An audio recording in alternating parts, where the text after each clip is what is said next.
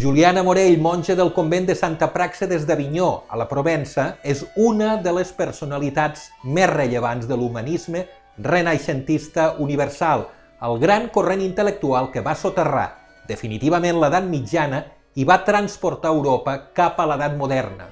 I és una figura cabdal de la intel·lectualitat europea de tots els temps.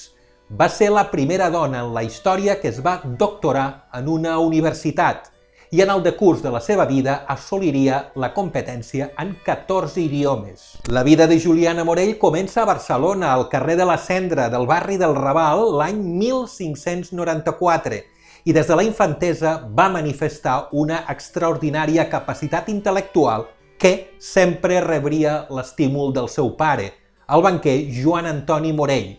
Les fonts historiogràfiques revelen que Juliana, des dels 4 anys, dedicava 8 hores diàries a l'estudi i als 7 dominava, a més de la seva llengua, el català, el llatí, el grec i l'hebreu. L'any 1602, quan Juliana tenia 8 anys, la seva família es va traslladar a Lió, que llavors ja era una de les grans places financeres de França i d'Europa. Allà hi cursaria tota la seva carrera acadèmica, fins que l'any 1607, amb 13 anys d'edat, es va recloure per a completar els seus estudis.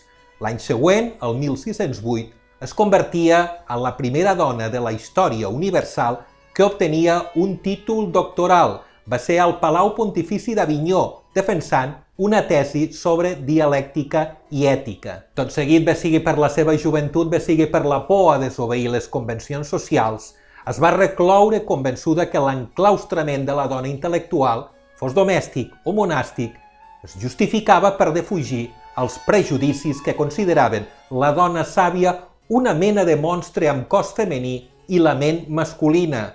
En canvi, des del convent esdevenia el model de la santedat femenina que propugnava l'Església Catòlica. Amb tot això, Juliana Morell es va convertir en un referent indiscutible de la intel·lectualitat de l'època a nivell continental.